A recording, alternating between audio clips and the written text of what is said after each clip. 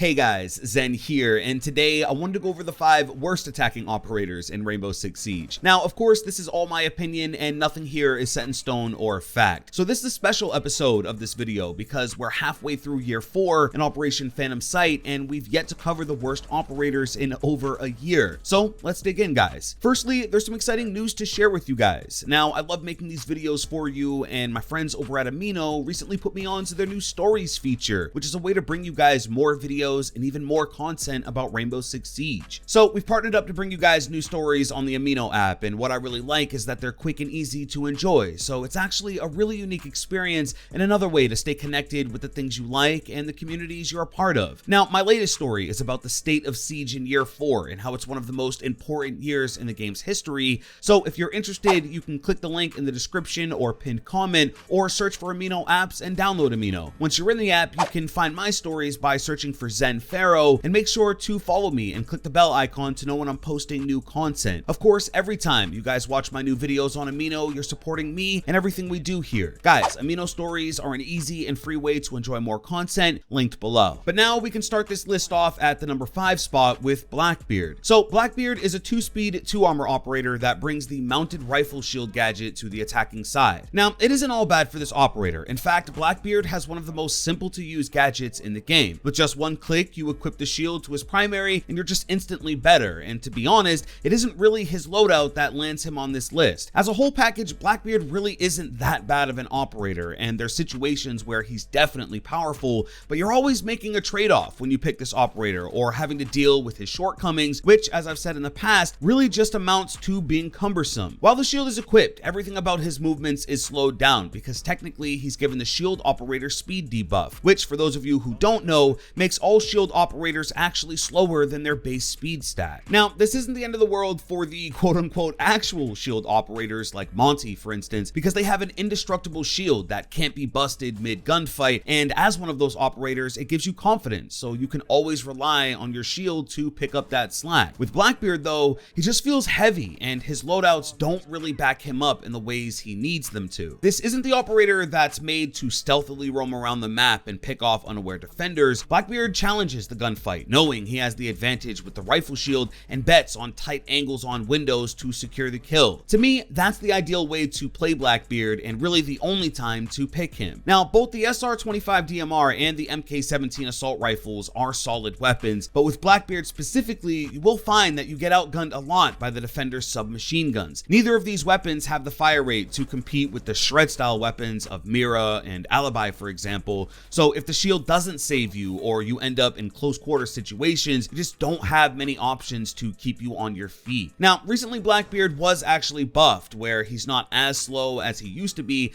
but even after the fact, at least for me, I'd rather pick ops that bring more utility. Now, the number 5 spot is the best of the worst, and I can't think of a more fitting op in this position. Number 4 on the list is Finca, and at first glance, this may surprise some of you. She's one of only 2 global operators currently in the game, which has essentially translated to an operator who clicks one button and instantly has an effect on the entire team, the only other being, of course, Lion. Now, given how powerful Finca's nano boost can be, you may be wondering what's wrong and how she can possibly be on this list. Well, it's mainly because Finca's ability, although in theory very helpful, isn't worth what she takes away in-game, which is sound and really your ability to hear low volume noise. It's a very specific problem, but one that continuously gets me killed or in some really uncomfortable situations. Now, Finca is a 2-speed, 2-armor operator, and for her loadout, she brings the Spear assault rifle and the 6P41 LMG. When she was first released, I think her Spear was meta, but now I don't even think there's a comparison. The LMG will surprise you if you've never used it, and there's no denying that the Spear is just one of the weakest weapons on attack. Now, one big redeeming factor of choosing Finca is that she's rare and is one of only a few operators with access to frag grenades, which, as we all know, are extremely powerful and viable in the meta. Frags have the ability to do everything from, of course, kill an enemy to open a hatch. You can get really vertical with them as well, and unless Jaeger is set up correctly, they're always a big threat to defense. Now, I'll be releasing some new content going more in depth on this topic, but I believe Finca should be able to self-revive herself when she's down. The ability for an attacker to do this is already in the game with Sophia,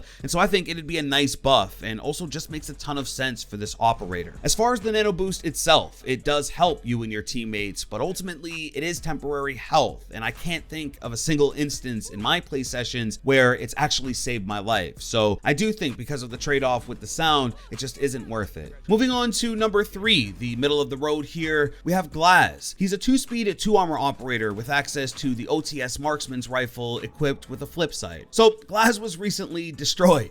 Well, not quite destroyed, but let's be real here. The most recent nerf hurt this operator, and at least from my perspective, I almost never see him in ranked. Unfortunately, there are some major drawbacks to picking a single shot only operator in a game with a one-shot headshot mechanic. No matter which way you load him out, Glaz doesn't have an automatic option, and I'm not saying that operators can't be powerful with just using single shot weapons. I mean, there will always be legendary one-taps, but it just makes every single shot matter, and in the event you miss, a defender could hose you down with half of a clip before your next shot. Now, beyond that, let's address the pterodactyl in the room, which is the most recent nerf to this operator. So Glaz's gadget can see through smoke, that's his specialty, but after the nerf, you can only see through it completely while standing still. The good about this change is that Glaz is now anchored in his sniper position and must sit back and pick shots to be successful. The bad is that this is Rainbow Six Siege, and standing still in any gunfight is asking to be pre-fired. This makes Glaz feel absolutely useless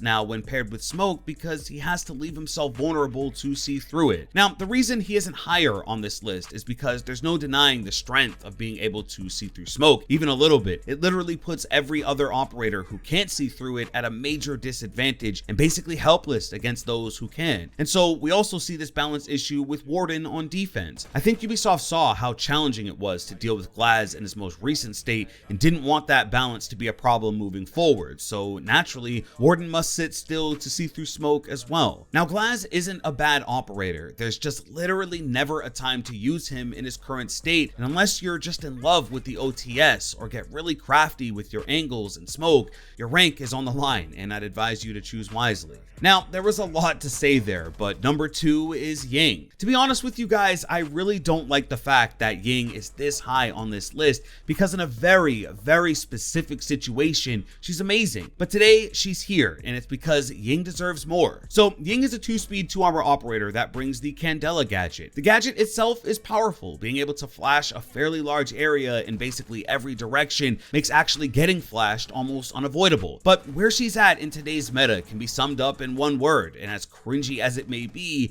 it's awkward. Ying received a reversal. I'm not sure if it can technically be considered a nerf. I guess the beauty is in the eye of the beholder. But now, if you want the Candela to roll on the ground, you just toss it out. If you want it to land and go off instantly, you have to cook it. And at least for me, it just doesn't work. I've seen the clips and I've heard the counter arguments, guys, but in my experience, it just doesn't work like it should. And I almost never feel like I get the Candela exactly where I want it. And this game is technical, guys. I need it exactly where I need it. So for me, on the list I've developed, Ying is here because I no longer have the confidence in using her gadget, and the rest of her is underwhelming for me as well. Now, everything I just mentioned about her Candela is only true if they can get past Jaeger and the ADS, which is rare at this point. Jaeger is there almost every single round, and he knows where to place the ADS so that Candela is basically useless on sight. It used to be that if you came across a roamer, you could toss one out, blind, and push, but now that you have to cook it for that effect, you're giving the roamer plenty of time to either push you or get away before you're even ready to throw it out. In recent updates, she lost her smoke, which I think was huge for this operator,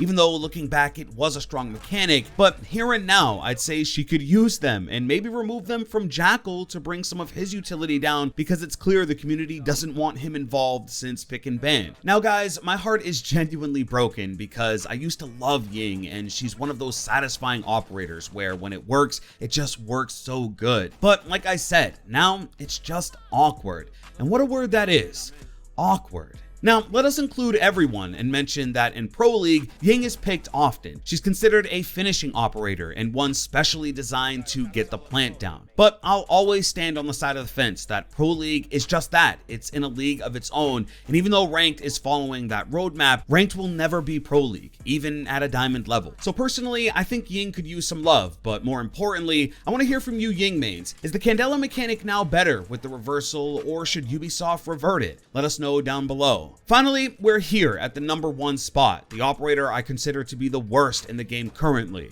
It's Blitz. For this, I wanted to tell you a story. Once there was an operator designed to rush the objective during the prep phase with the sole purpose of getting an early kill and hopefully trading out someone important on defense. Now, that operator never came to fruition. Instead, this operator ended up spawning with the rest of the team and must face the wrath of roamers, legion mines, and automatic weapons. And all along, this operator was designed to die. I believe I've come to the realization that Blitz has always been designed to die. Yes, you will get kills, you may even get a 4K and go on a tear, but if there was ever an operator designed to trade, it's Blitz. He is now a 2-speed, 2-armor operator that comes with the flash shield. Even if you don't see Blitz as the worst operator in the game, I don't think there's any denying that he's the worst shield operator in the game. Fuse has access to automatic weapons, and even when he does run the shield, he has a great gadget, able to wipe out enemy defenses. Monty is an immovable mountain and has really become quite aggressive over time. Blackbeard can mount his shield to his primary weapons, and Clash has an automatic weapon and another full body shield. I just don't think Blitz can really compare, and I also don't think he has the same survivability as some of them. His best update and what made him even usable was his ability to sprint with the shield up. When it first came out, it was the scariest thing in the meta. I even referred to him as Blitz the Nightmare, but over time, kind of similar to Frost traps, people just learned how to deal with him, and he saw a big dip in popularity. Then he received a nerf, and the distance that the flash would blind someone was decreased, so it forced him to be closer. And then another nerf, the most recent nerf, where now there's a significant cooldown between uses. It forces you to have perfect timing if you want to successfully blind someone, but most of the time, you're just not given that opportunity. Traps are a major part of the meta right now, and Legion alone dominates this field, and goo mines are just devastating to a Blitz player because it halts everything you're supposed to do and leaves you vulnerable. There's also more operators than ever with access to C4, my main Kaid included, and it's a 1-2 punch. You see Blitz throw out a C4, and if it doesn't kill him, it'll down him, and if it doesn't down him, it'll hurt him enough to being one-shot, which is pretty easy to take care of. Ultimately, I think Blitz is where he should be, because let's face it, when he's played, he's frustrating at the very least, and if you don't take him out, he will put serious pressure onto the defenders, and more specifically the objective. But that doesn't mean he's not weak, and I'd say a large part of the community feels this way as well, because even at his best, he was one of the least picked operators in the meta, which says a lot about his purpose in game. But again, I'll ask, was Blitz always designed to trade? But that's everything, guys. Those are my picks for the 5 worst attacking operators in Rainbow Six Siege. Of course, we still have the defenders, and I'm thinking of revisiting the best operators right now in Siege, so let me know if you'd like that content. Now, I want to hear from you. Who are your 5 worst attackers in Siege? Let us know down below. If you did enjoy this video, please drop a like and subscribe with notifications if you're new. With that being said, it's been Zen. Hey, I'm out.